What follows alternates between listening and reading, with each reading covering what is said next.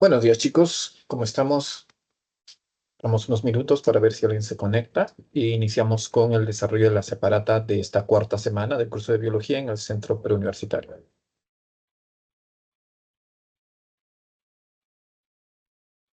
Buenos días, ¿qué tal? Robert, ¿qué tal? Buenos días. ¿Me logras escuchar? Profesor, buenos días. ¿Qué Sí, tal, profesor. Robert? Bien.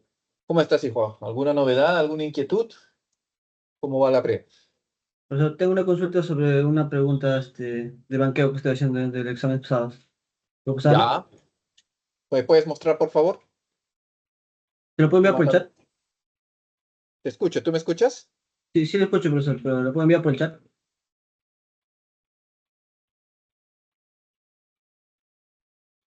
Colocas la pregunta que tienes en el chat para poder desarrollarlo juntos. Ya, profesor, ya.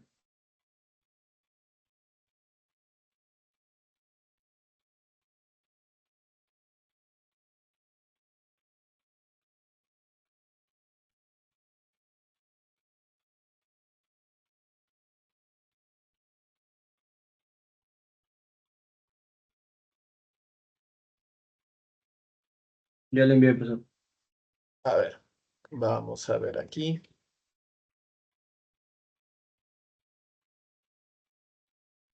Ya, dice, se está analizando el brote de una extraña neumonía y durante la evaluación microscópica de las muestras se encuentran lo que parecen ser bacterias diminutas.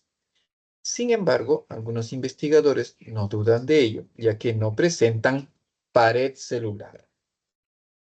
El investigador más experimentado les indica que es posible la ausencia de pared en procariotas, debido a que se trata de...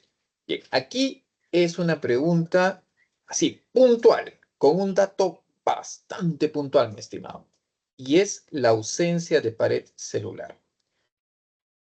Las bacterias, el 99% tienen pared celular, excepto un grupo, que son bacterias intracelulares obligadas. ¿Y cuál es ese grupo? Los micoplasmas. ¿Ya? Los micoplasmas son aquellas bacterias que no presentan pared celular. Esto básicamente es una pregunta ya de memoria, mi estimado. ¿Ok? No vamos a poder deducirla porque el dato puntual es la ausencia de pared celular. Por lo tanto, la alternativa son los micoplasmas. ¿Me deja entender? Sí, profesor. Los micoplastos son los únicos que no tienen pared celular en procariotas, ¿no? Son las únicas bacterias que no presentan pared celular. Y son, y escucha ahí, otro dato, son intracelulares obligadas. Se desarrollan en el intracelular de manera obligada. El más moderno dice que 80 más.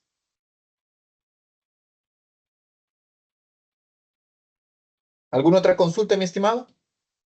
No, Ahí, profesor, gracias. rebusca, rebusca. Rebusca o más. Yo voy a estar acá al pendiente, ¿ok? Ya, profesor, gracias.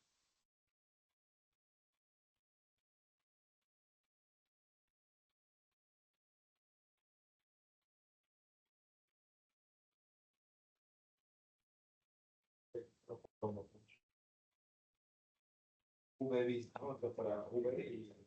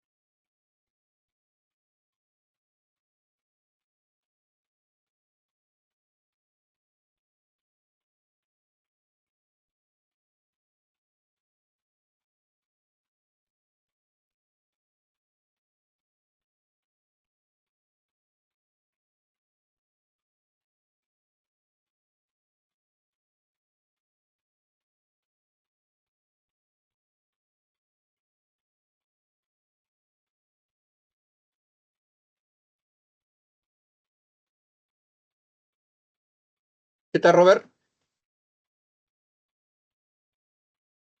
No, buenas. ¿Podría yo otra pregunta? Por supuesto. Dime, por favor. Ahí la cambia, perdón.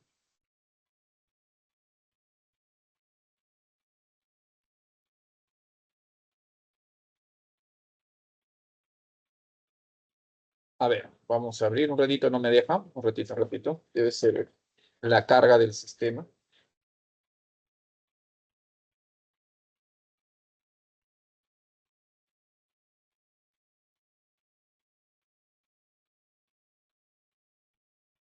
Ya, a ver. Durante un ensayo, bajo condiciones controladas de laboratorio, se logra introducir material nutritivo a la célula. ¿Ok? El cual queda encerrado en una vacuola. Muy bien, ok. ¿Ah? Que luego se une a una vesícula llena de enzimas. Entonces, la vacuola es el endosoma, ¿ya? Que luego se une a una vesícula llena de enzimas. Bueno, eso sabemos que es el lisosoma, ¿ya? El lisosoma. Los productos resultantes de la degradación enzimática dejan en esta vesícula digestiva y son transportados al citosoma. La vacuola donde fue atrapado el material nutritivo ingresante se llama, es un endosoma, pero vamos a ver que en las alternativas no hay endosoma. Pero también tenemos a un fagosoma. Entonces tenemos fagosoma, ¿ya? Ahí está. Ahora, ¿puede ser fagolisosoma? No puede ser fagolisosoma, ¿ya? ¿Por qué? El fagolisosoma es cuando ya se fusiona, ¿ya? Entonces, mientras que la fusión de esta con la vesícula llena de enzimas da origen al lisosoma secundario, ¿ya? Entonces es fagosoma y lisosoma secundario, para que ya tengamos todo el contexto. No puede ser lisosoma primario, porque dice, la vacuola donde fue atrapado el material nutritivo ingresante se llama, ¿ya? Como te dice acá arriba, encerrado en una vacuola y que luego se llama una vesícula. Entonces estamos hablando vacuola, vesícula. Los lisosomas no son vacuolas, por eso la alternativa A se va. No puede ser. Y por ese mismo hecho, tampoco puede ser la alternativa D, porque es lisosoma primero. También se va, se va. No puede ser.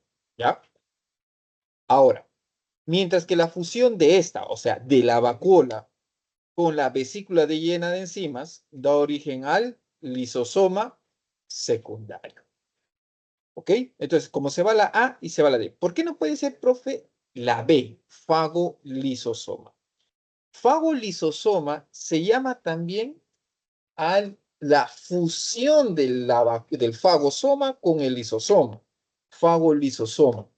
Pero la pregunta aquí te dice, mientras que la fusión de esta con la vesícula llena de enzimas, o sea, con el lisosoma, da origen al, y te está diciendo, lisosoma. Ah, ya, entonces no puede ser cualquiera secundario. Profe, ¿cuándo es un lisosoma primario? Lisosoma primario es aquel lisosoma que recién fue formado, que solo tiene su pool enzimático. Ese es un lisosoma primario.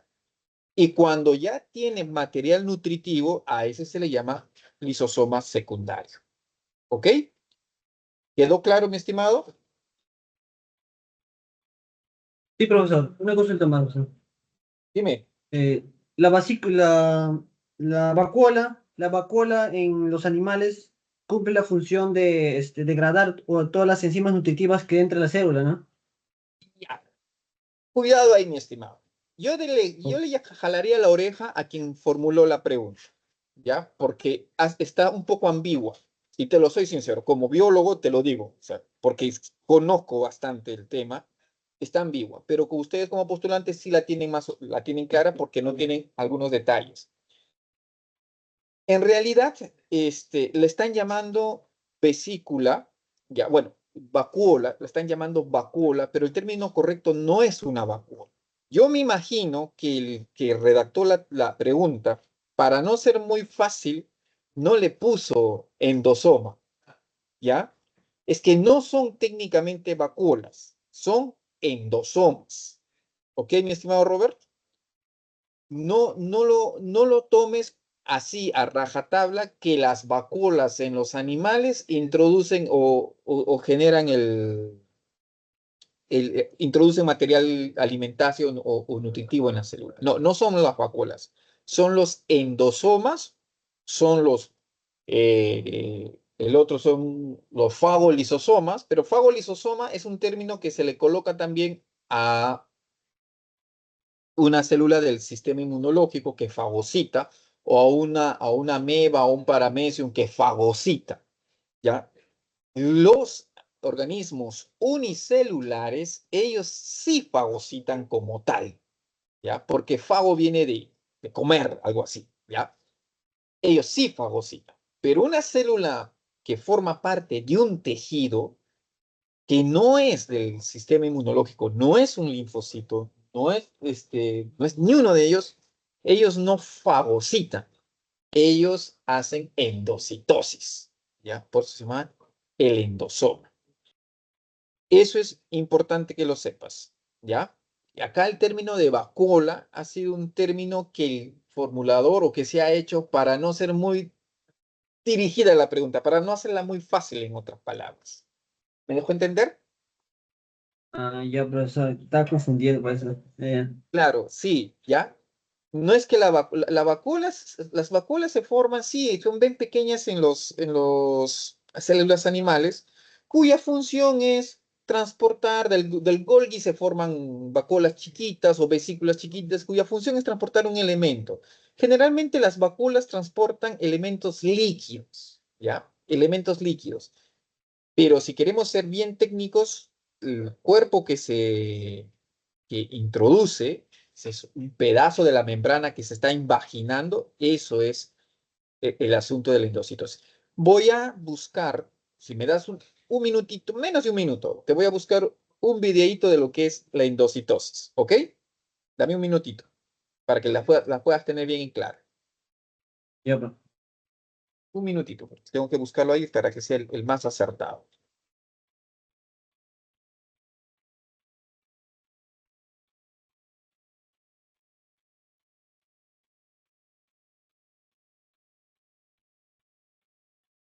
Vamos a ver.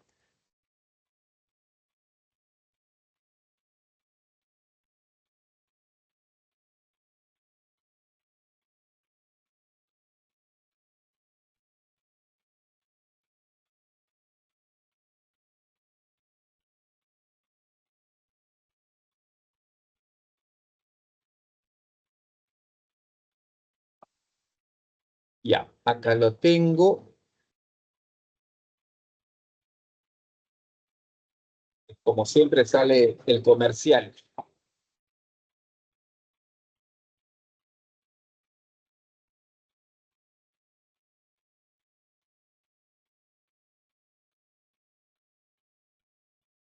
Te lo voy a compartir un ratito, solamente para que veas por qué no se llama vesícula como tal, porque las vesículas están formadas, los endosomas, esos no se forman. Ya, un ratito. Compartir, ventana, ¿dónde está mi YouTube? Ah, acá está. Ya, mira, espero que estés viendo ahí el YouTube. Voy a agrandarlo un ratito. Y fíjate, esta de acá, la que estoy señalando, es la membrana, que es la bicapa lipídica. ¿Ya? Entonces, y estos marrones o especies de marrones que ves son el material particulado, lo que es la nutrición, lo que es los nutrientes, disculpa. Y mire lo que va a suceder. Aquí lo que vamos a tener es que la membrana se invagina. Esto se llama invaginación y esto se llama endosoma. El que acaba de salirse se llama endosoma y el proceso se llama endocitosis. ¿Ya? Eso se llama endocitosis, ¿correcto? Ahora, por aquí tengo una que es mucho más, ¿estás viendo, no, mi estimado? Sí, profesor, sí estoy observando. Robert, ¿lo ves? Sí, profesor, ¿me escucha? Profesor, profesor. Creo que se retiró Robert. Ahí está. Sí, Voy a perfecto. retroceder para tenerla más claro. Este es el particulado. O sea, estos son los elementos que van a ingresar a la célula. Y por este otro lado, por el lado interno, hay unas proteínas que ahorita no nos interesa conocer. Solamente quiero que sepan cómo es que ocurre el proceso. Mientras que afuera está el alimento, adentro los elementos ya del citoesqueleto, estos son unos elementos que se llaman clatrinas, ya, hacen de que se forme la invaginación. O sea, no pueden ser vesículas, vacuolas, no son vacuolas, ¿ya? Por eso esa pregunta me llama un poco la atención. Las vesículas no están formadas de esa manera. Y aquí es donde hay un conjunto de proteínas que hace que se interne el elemento. ¿Ya? ¿Ok? Bien, vamos a dejar de compartir. Bien. Es que qué raro que no escucho el audio. Ah, perdón, perdón. Qué tonto. Debí bajarle el... Ya, ahora sí. Esto lo tenemos. No, discúlpame. Lo que pasa es que había silenciado mi audio, no el silenciado el audio del YouTube. Bien. ¿Alguna otra duda más, mi estimado? No, profesor, gracias, ya ¿Está? me quedo todo. Perfecto. Cualquier otra duda, me la haces saber. Ya, profesor, gracias.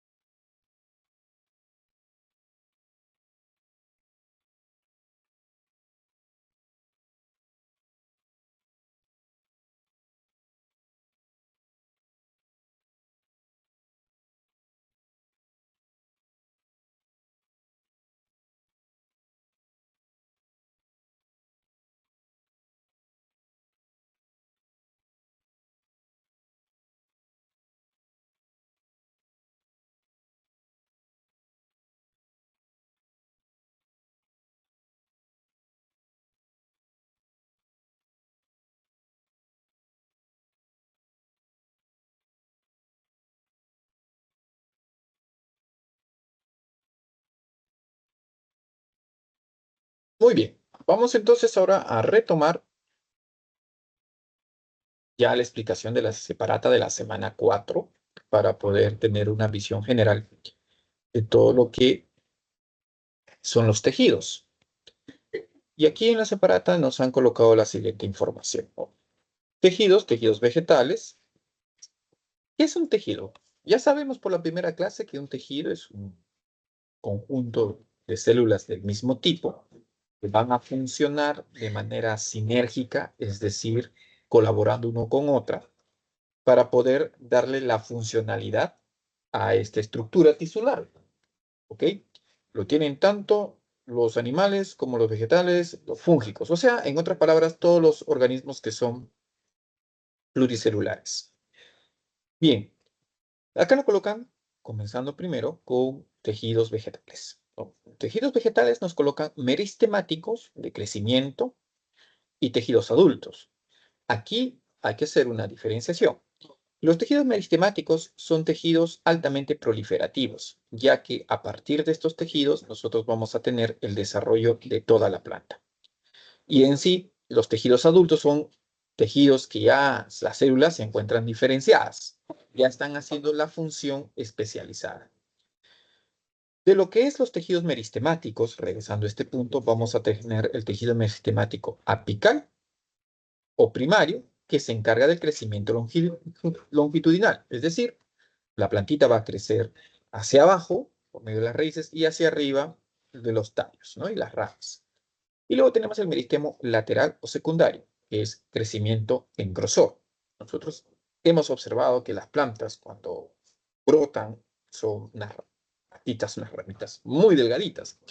Pero a medida que va creciendo, este tejido o estas ramitas y estos tallitos se van engrosando cada vez más. Entonces la planta crece tanto en longitud como en anchura, digámoslo así, en grosor. ¿Cuáles son las características que debe tener el tejido meristemático? Bueno, las células deben ser altamente proliferativas.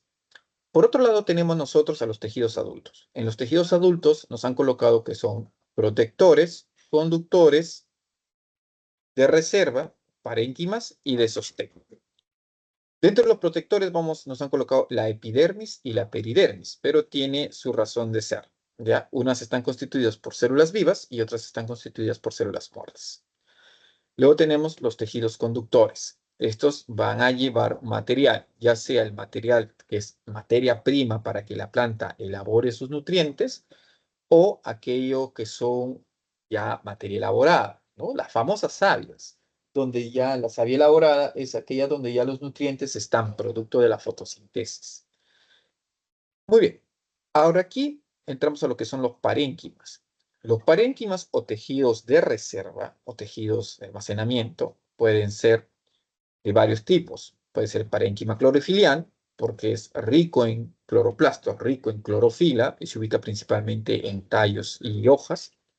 Parénquima de reserva, cuya función es reservar, como nombre lo indica, de varios tipos. Pueden ser parénquima de reserva, los amiloplastos, si reservan almidón, y aleoplastos, si reservan lípidos, o proteinoplastos, si reservan proteínas. ¿Ya?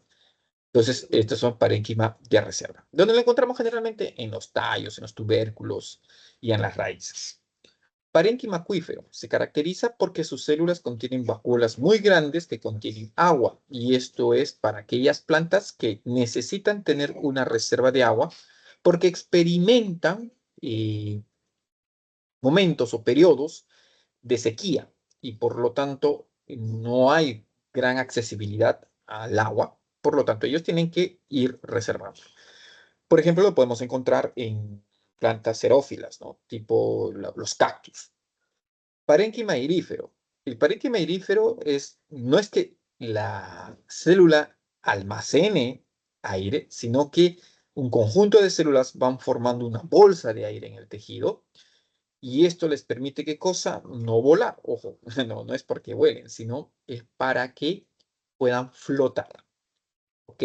Esto lo hacen para flotar. Entonces, propio de plantas acuáticas o propio de plantas que viven en ambientes que sufren inundaciones continuas, por ejemplo, los manglares. Entonces, las plantitas, cuando ya sube el nivel del mar, no pueden estar dentro del agua. No hay que confundirla con las algas, ¿ya? Las algas son las que viven dentro del agua, pero las plantas son las que están encima del agua.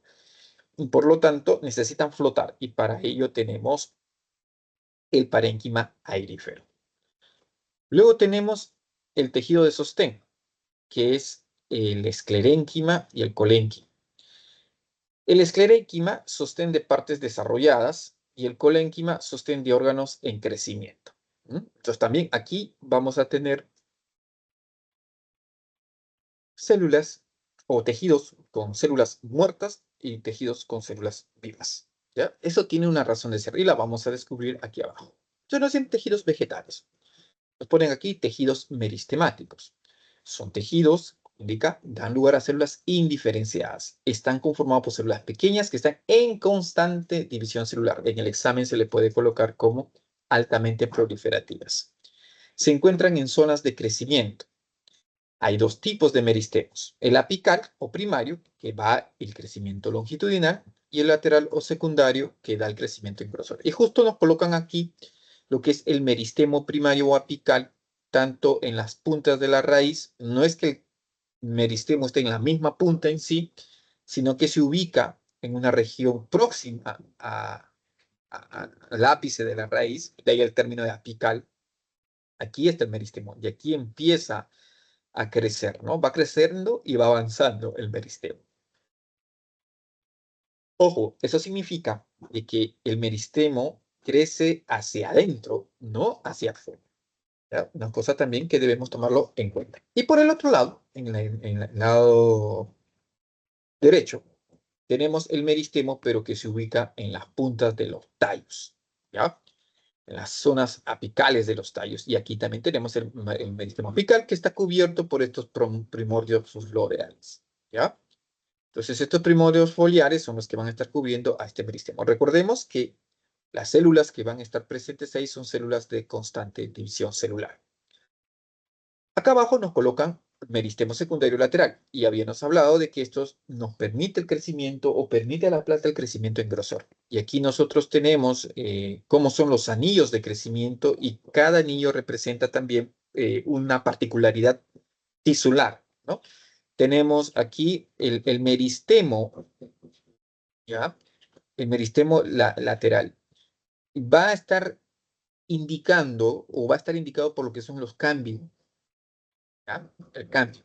Entonces, aquí tenemos nosotros el corte transversal, donde está la cutícula, que es lo que protege a la célula, a la plantita, al tallo, la epidermis, está el suber, está el corcho, aquí está el floema, o sea, hay varios. El meristemo lateral va a permitir que se vayan desarrollando todos estos tipos de tejidos a la larga, ¿no? Cuando la plantita está creciendo. Luego tenemos los tejidos protectores. Dentro de lo que es, ay, perdón.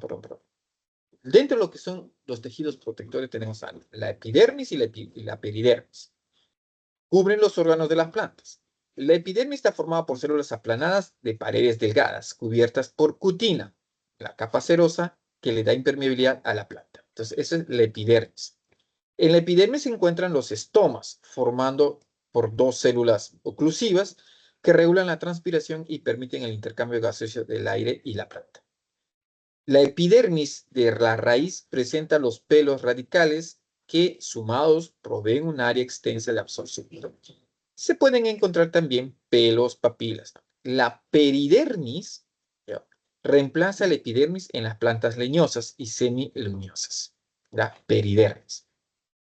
O sea, en otras palabras, nosotros vamos a tener que la epidermis está en hierbas, ¿okay?, en lo que nosotros conocemos las hierbas, los arbustos. En cambio, la peridermis está en lo que son las plantas leñosas, los árboles, y también van a estar en aquellas semileñosas como son los arbustos. ¿Qué tal, John? ¿Cómo estás? Buenos días. Bienvenido a la sesión. ¿Tienes alguna duda por ahí? ¿Una consulta que quieras hacer? Buenos días, profesor, ¿me escucha? Sí, sí, te escucho. Un poco bajito, pero sí te escucho. Sí, profesor, mi pregunta es en la parte de virus, ¿no? Que Ya, vimos en dime. en la semana en la semana 2. Ya, ¿quieres? ¿Me podría explicar, o sea, qué características adicionales a las que ya sabíamos sobre la estructura, ¿no? Cuando eran icosaédricas, helicoidales, más allá de la Ujú. forma, qué características también los diferenciaba? Porque había una pregunta que vino en el material y mencionaba otras características que no me habían explicado. Ya, perfecto. ¿Me permites? Voy a colocar la semana 2 y ubicamos la pregunta y luego ubicamos la parte teórica de esa pregunta, ¿ok? Voy a presentar la semana 2.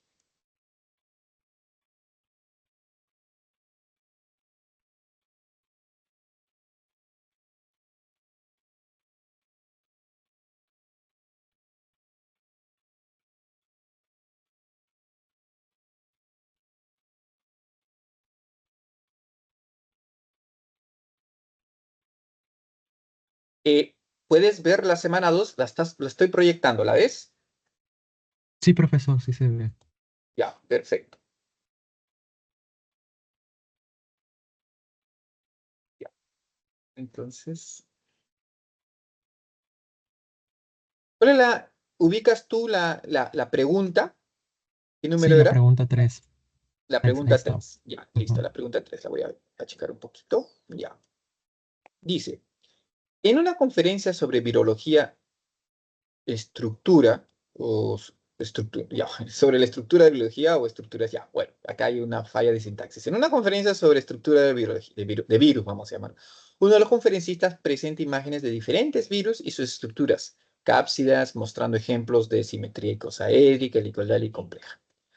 ¿Cuál de las siguientes opciones, nos dice, describe mejor la forma en que la simetría de la cápside afecta la capacidad del virus para infectar a la célula huésped? Bien. Nos dice, ¿cuál de las siguientes opciones describe mejor la forma en que la simetría de la cápside afecta la capacidad del virus para infectar a las células huésped?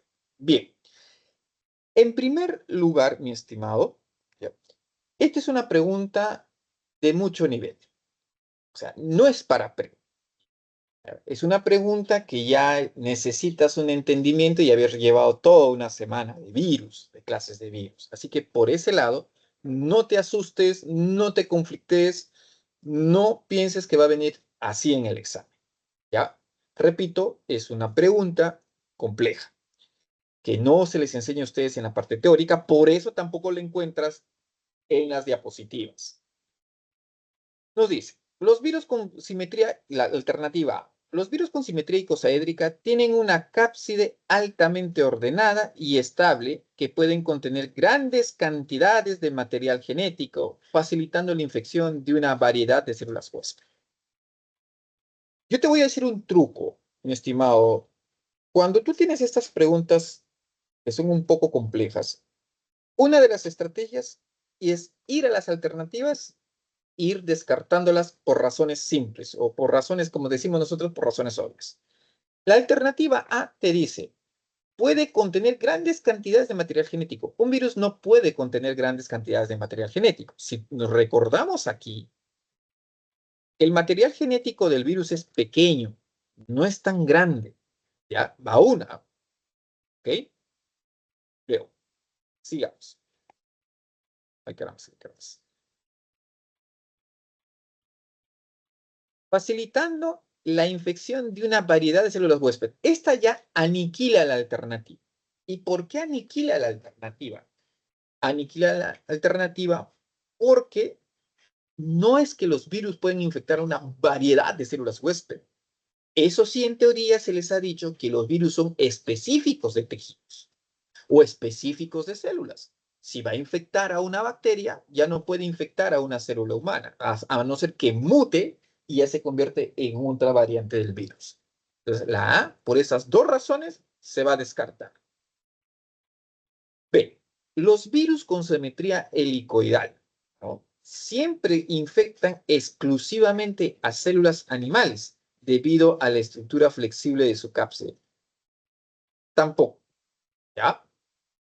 Los virus de simetría helicoidal las vamos a encontrar que pueden infectar también a células animales como vegetales. ¿Ya? Es larga la lista de los que van a ser. Por eso se descarta. No es que existe, dicen, infectan exclusivamente. Y no, no es así. No hay virus de simetría helicoidal que es, o sea, mejor dicho, hay virus de simetría helicoidal que pueden infectar a unas células vegetales. ¿Ya? Y nosotros vamos para aquí. Y fíjate, aquí está el ejemplo. Simetría helicoidal. ¿Y qué ejemplo nos están dando como simetría helicoidal? Virus del mosaico del tabaco. O sea, y eso es una planta. Por lo tanto, la B también se descarta. ¿Ya? Vamos a la 3. La B queda descartada. Porque dice que exclusivamente. Y esto es contradictorio a lo que nos han dado a nosotros en la clase.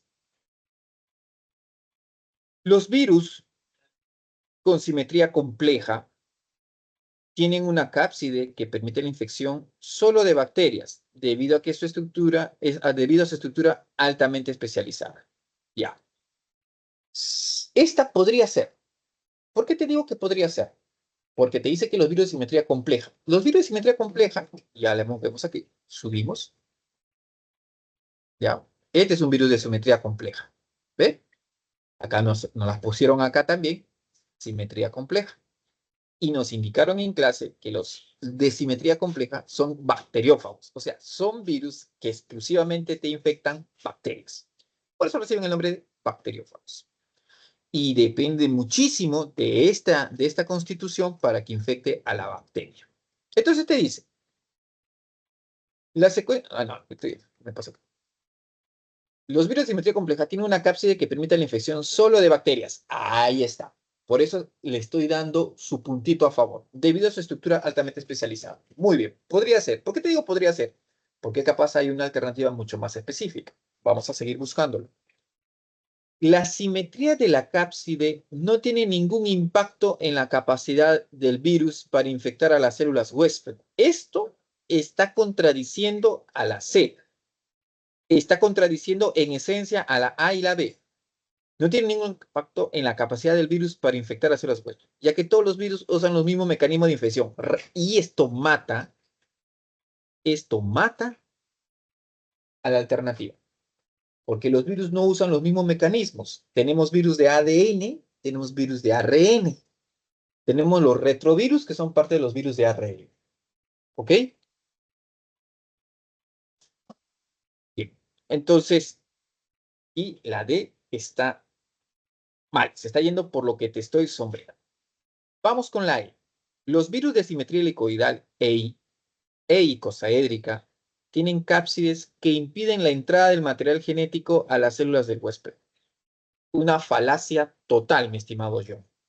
¿Por qué una falacia total? ¿Cómo vas a decir que la cápside del virus impide la entrada del material genético a la célula de huésped? O sea, si impide, el virus ya no tiene razón de ser. ¿Para qué existe? Ya no va a existir, no se va a poder replicar. ¿Ok? O sea, vamos a tener ese gran problema. Como tanto la A, la B, la D y la E hemos evidenciado que tienen enunciados incorrectos y hasta falaces, la alternativa que nos queda como aceptada es la alternativa C. Pero como te digo, la pregunta está un poquito de nivel. No va a venir así en el examen. Pero es bueno para entrenarnos y empezar a deducir la alternativa a partir del descarte de las otras alternativas por la información que éstas contienen, por la información falsa que éstas contienen. ¿Me dejé entender, mi estimado John? Sí, profesor. También tengo otra pregunta sobre ese Sí, mismo dale, tema, dale, ¿no? dale. Dale. ¿Qué características también adicionales diferencia los virus que son de ARN y ADN, ¿no? Ya. No es pregunta aquí del cuestionario, ¿no? Es pregunta abierta que tú me estás haciendo. ¿O Sí, hay sí. pregunta? No, esa es una Es pregunta pregunta abierta. abierta. Ya, perfecto.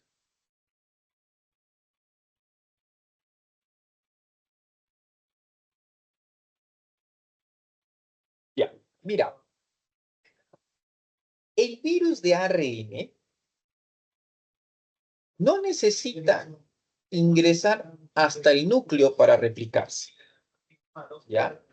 los virus de RNA pueden replicarse en el citosol. ¿Ya? La mayoría de tipos de virus del RNA, ¿ya?, se pueden replicar en el citosol. Ahí mismo. ¿Ya? Ahí mismo están también los ribosomas. Ahí mismo puede guiar toda su replicación.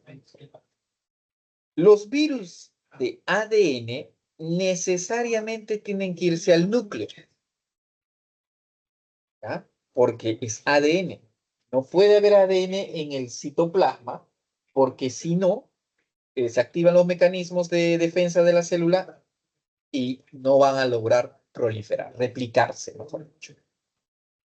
Entonces, eso es lo que es el virus de DNA. Su replicación es netamente en el núcleo. Y los virus del ARN, su replicación puede ser en el citoplasma. Sin embargo, dentro del grupo de los virus de ARN o de RNA, existe este grupito que te estoy remarcando, ¿ya?, que son los retrovirus. ¿Ya? ¿Qué pasa con estos? Estos retrovirus tienen una peculiaridad y es la famosa transcriptasa reversa. Los retrovirus, siendo parte de los virus de ARN, tienen una enzima que se llama la retrotranscriptasa, ¿ya?, o la transcriptasa reversa, que va a convertir el RNA, y esto lo vamos a ver acá. Acá. Mira, va a convertir, este es el virus VIH, que es el mejor ejemplo, va a convertir el RNA del virus en DNA. Y este DNA se va al núcleo. Y en el núcleo, ahí se comporta como un virus de ADN. ¿Ok? Entonces, esas son las características claves para estos tres tipos, bueno, los dos tipos de virus de ARN y DNA. Y la peculiaridad que tienen los retrovirus. ¿Ok, mi estimado Joe? Sí, profesor. Y una última pregunta, profesor. Dale todas las ¿Cómo preguntas que quieras. podría, es de la semana 1, pero no Semana en el 1. material, sino que quería que me explique cómo podía diferenciar mejor, por ejemplo, en una pregunta, cuando me están hablando de comunidad y cuando me están hablando de ecosistema? Ya. ¿Cuándo de ecosistema y cuándo de comunidad? La comunidad involucra la participación del elemento vivo exclusivamente, mi estimado yo. La comunidad es el conjunto de poblaciones diferentes. Esos te forman una comunidad. ¿Ok? Solo estamos referenciando la parte viva. La comunidad se define por conjunto de poblaciones que son, pues, individuos, que son organismos y que están vivos. Eso es comunidad. Cuando hablamos de ecosistema, ya, aparte del componente vivo, del componente biótico, está el componente abiótico. ¿Ya? Está el suelo, el agua, el aire, la presión. ¿Ok? Está todo eso. Entonces, cuando a ti te dicen, te empiezan a decir, ¿no? Pregunta, se encuentra una comunidad en la laguna de Yauricocha. Esta comunidad, o mejor dicho, se encuentra una asociación en la laguna de Yauricocha en donde se ve que hay zorros andinos que bajan a la laguna a beber agua, ya que tiene una condición de salinidad óptima. Asimismo, también se ve creciendo cierto tipo de algas para los bordes donde la cantidad de arcilla se está presentando. O sea, te empiezan a mezclar elementos bióticos y abióticos. Eso es un ecosistema. En cambio, si solo te hablan, se tiene una determinada asociación de organismos en donde las poblaciones de distintos animales tienen que converger para poder establecer nichos ecológicos.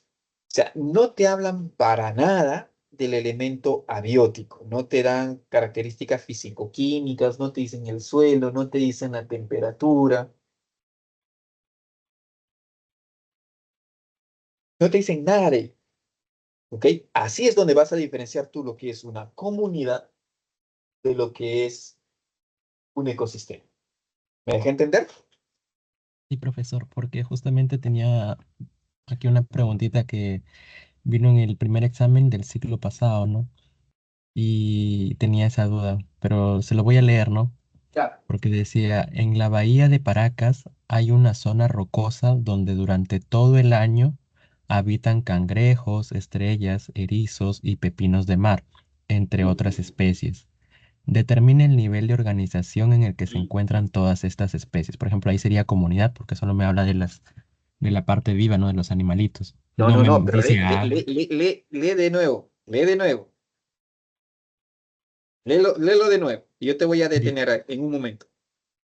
Dice, en la bahía de Paracas hay una ¿Ah? zona rocosa.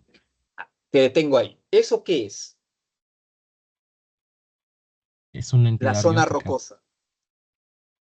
¿Qué elemento es? ¿Orgánico o inorgánico? Inorgánico. Ya, te están hablando del biotopo, ¿no es cierto?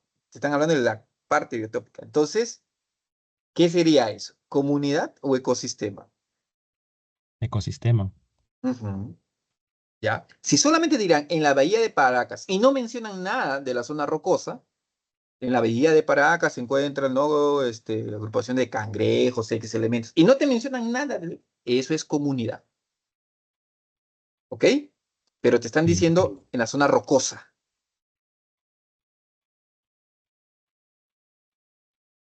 ¿Me dejo entender? Sí, sí, profesor. Ya.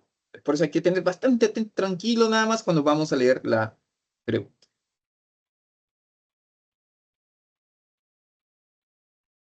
¿Alguna otra duda?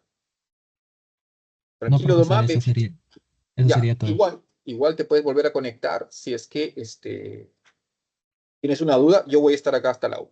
¿Ok? Ok, profesor. Listo.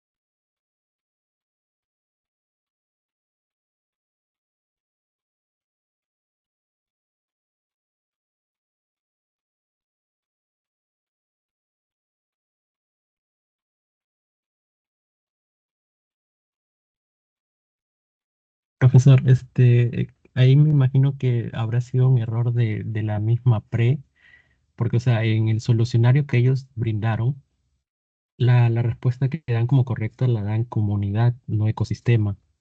Y el sustento que ellos dan es que dice, una comunidad es el conjunto de poblaciones de diferentes especies que habitan en un lugar y época determinada. La clave que ellos dieron como correcta es comunidad, no ecosistema.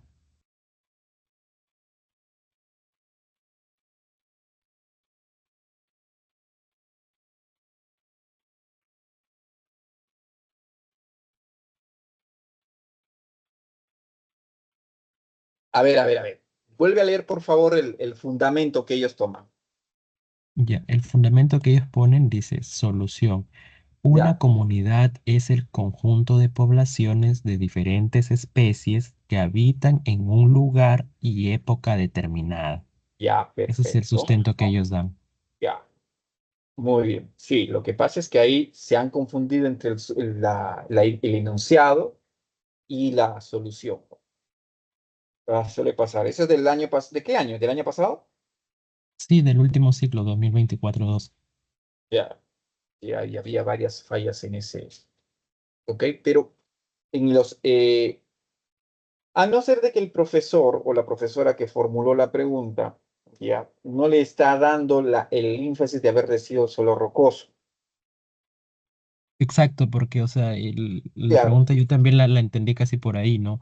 O sea, ya, porque en comunidad, perdón, en ecosistema, quizás me hubieran dado más indicios, ¿no? De más repente me datos. hablaban del agua, el Claro, aire, entonces me daba más pistas a que podía ser ecosistema, ¿no? Porque ahí solo lo menciona rocoso y ya, y le da más ya. énfasis a los animales, ¿no? Ya, por ese lado, o sea, en sentido suave, como le digo yo, sí puede ser comunidad, pero en sentido estricto, cualquier ecólogo te va a decir, pero ya me estás mencionando el suelo rocoso, y ese es un parámetro abiótico, ¿no? Entonces va por ese lado. Y Bueno, para el tema, para temas así de vamos a examen, tomarlo. Lo que pasa es que se ha modificado, mi estimado, yo, algunas cositas y también algunos profesores de planta, pero lo voy a tomar en cuenta para que no exista esa ambigüedad. ¿Ya? Voy a hablar con el jefe de curso para que no exista esa ambigüedad en el examen. Porque la pregunta que me estás leyendo, ¿es una pregunta de examen o es una pregunta de separado? no, no, es de examen, de examen, Examen. este viene en el primer Ya, examen. ya, ok. Entonces va por ese lado, ¿no? De comunidad, porque solamente no están dando características físico-químicas para indicar que es ecosistema. ¿Ok? Ya, entendido, mi estimado. Tomémoslo como comunidad entonces. Ok, profesor. Y ecosistema, si sigue siendo el mismo punto, ecosistema te tienen que dar parámetros físico-químicos, ¿ya? Para poder hallar eso. Entendiendo de que le estamos tomando como un parámetro suave.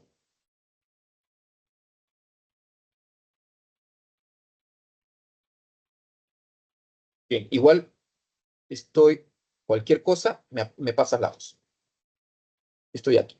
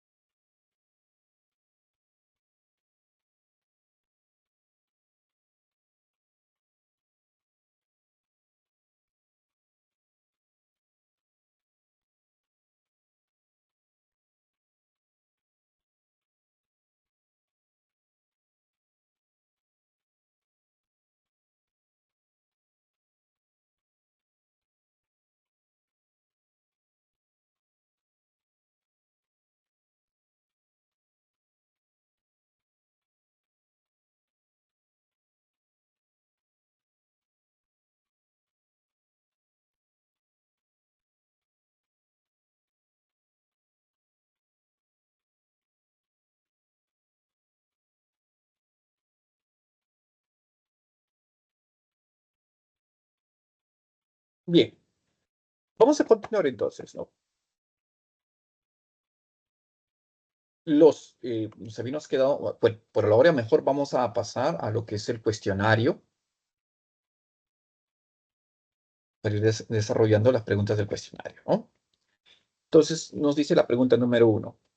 Durante una sequía prolongada, algunas plantas cierran parcialmente sus estomas para minimizar la pérdida de agua. ¿Qué proceso fisiológico se ve directamente reducido cuando ocurre este cierre? Muy bien.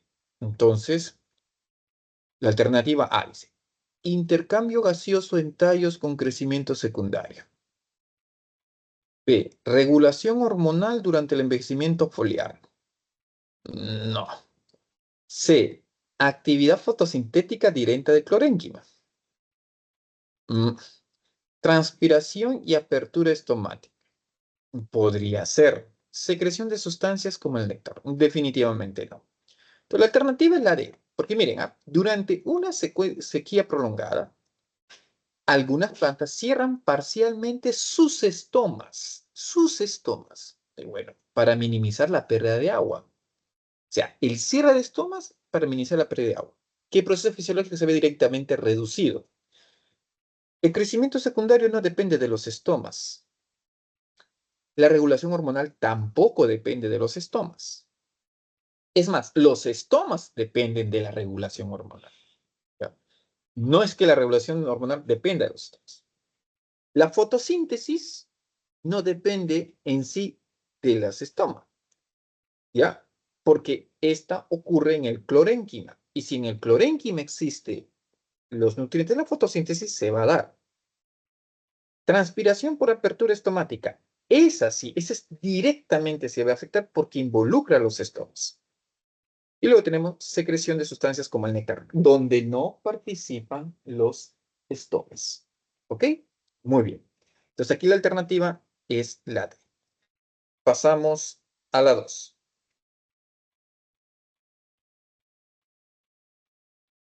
Nos dice, en la zona apical de una raíz se encuentran las células con intensa actividad mitótica, paredes delgadas y escasa diferenciación. ¿A qué tipo de tejido vegetal corresponde dichas células? Muy bien, nos tomamos entonces un minuto para poder desarrollar esta pregunta.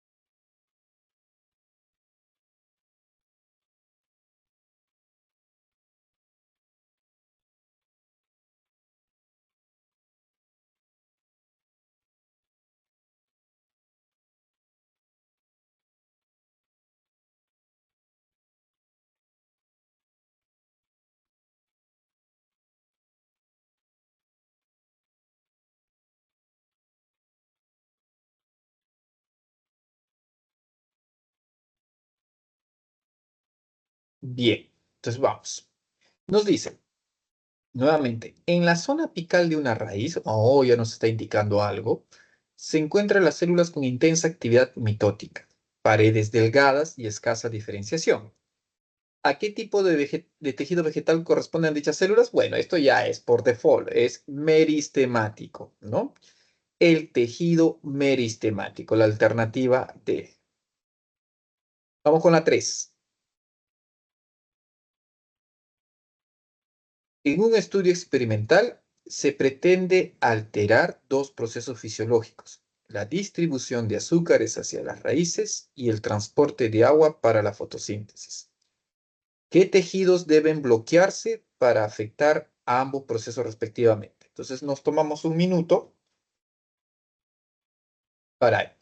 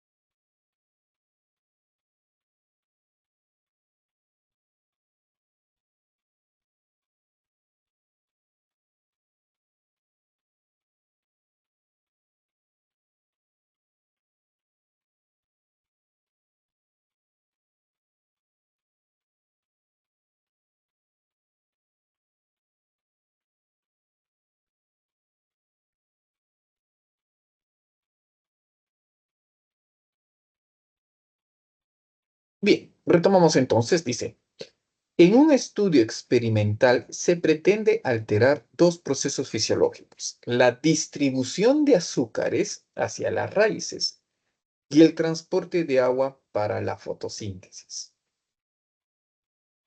¿Qué tejidos deben bloquearse para afectar ambos procesos respectivamente? Bueno, deben ser tejidos conductores, porque está diciendo la distribución de azúcares hacia las raíces y el transporte. O sea, eso es tejido conductor. ¿Cuáles son? Tenemos la B y la C, pero ojo, acá tenemos que hacerlo respectivamente. Entonces, como se indica respectivamente, de azúcares hacia las raíces, esa es savia elaborada. Por lo tanto, es primero el floema y después el xilema, la alternativa B. ¿Sí? Bien, ahora vamos a la 4. Una planta herbácea joven necesita mantener su estructura mientras continúa creciendo activamente. ¿Qué tipo de tejido le proporciona soporte sin comprometer su flexibilidad? Un minuto.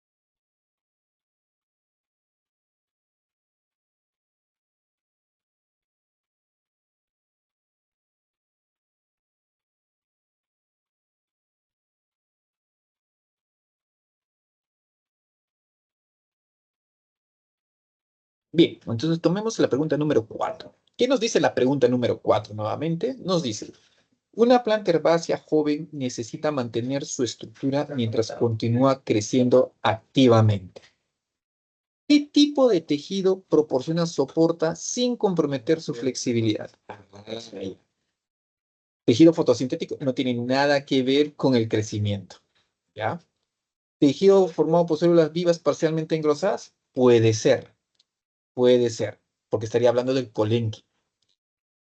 Tejido fundamental con funciones metabólicas, no, porque quiere crecer.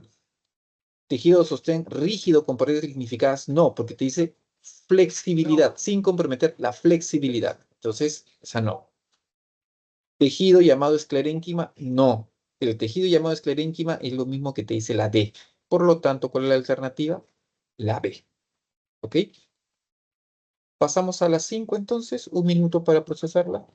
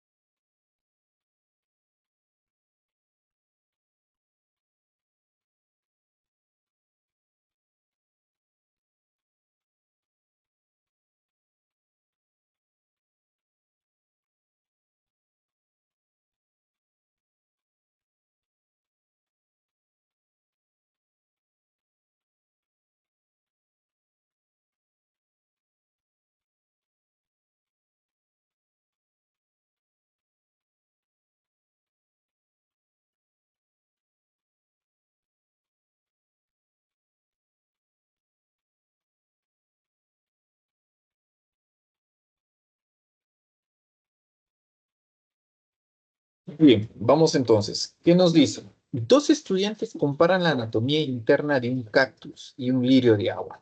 Un cactus y un lirio de agua, uno de zona árida y otro de zona con mucha agua. El primero presenta células especializadas para retener grandes volúmenes de agua, mientras que el segundo tiene tejidos que facilitan su flotabilidad. ¿Qué tipo de tejidos están involucrados respectivamente en estas adaptaciones? Bueno, también es muy fácil. Es el parénquima acuífero y el parénquima aerífero. Una pregunta relativamente sencilla. Vamos con las 6, por favor. Un minuto.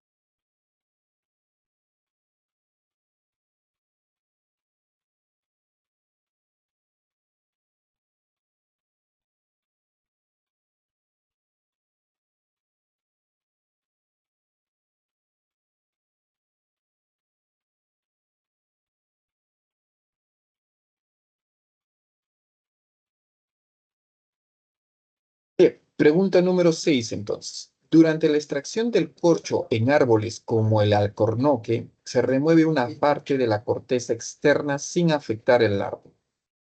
¿Qué tipo de tejido vegetal origina esta capa protectora del corcho? Bueno, esto también es relativamente sencillo. Es el cambium tuberoso. ¿Ok? No puede ser parénquima clorofiliano, no puede ser esclerénquima, ni peridermis, ni cambium vascular, porque pues, estarían hablando de xilema y floema. Pues aquí es lo que dice, ¿no? Se renueva una parte de la corteza. El parénquima clorofiliano no está en la corteza. El esclerénquima es tejido de soporte, no está en la corteza. La peridermis sí está en la corteza, pero te están diciendo extracción de corcho. Entonces aquí es cambium tuberoso. Pasamos a las 7, entonces 1 minuto para responder.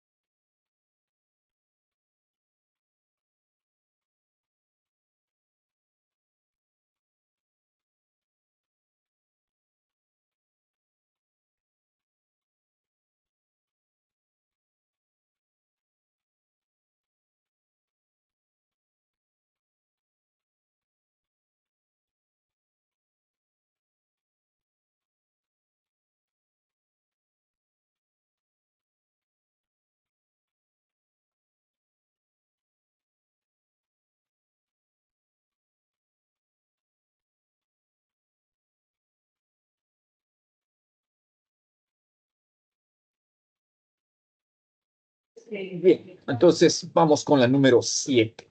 Dice, la papa es un tallo subterráneo donde se acumula una gran cantidad de almidón, usado en la elaboración de chuño anguilo. ¿Qué conclusión es correcta respecto al tejido que almacena esta sustancia? Bueno, estamos hablando del parénquima en otro lado, ¿no es cierto? Bien, entonces en ese aspecto dice, el parénquima de reserva contiene leucoplastos cargados de almidón. ¿Está en la lógica? Sí, muy bien. ¿El colénquima proporciona el soporte estructural? No, colénquima no tiene la función de almacenar almidón. No, no va. ¿El cambio secundario forma el tejido de almacenamiento? No. ¿Ok? Está mal. No es el cambio secundario. ¿La fotosíntesis se realiza en los tubérculos? No, se realiza en las hojas y en los tallos. ¿Los leucoplastos del xilema sintetizan carbohidratos? No, no están leucoplastos en el xilema. Eso es una falacia. La alternativa es la A. Vamos con la 8. Al observar una sección de hoja del microscopio, se identifican células vivas con paredes delgadas, vacuolas desarrolladas y abundantes cloroplastos. ¿Qué afirmación es correcta respecto a estas células?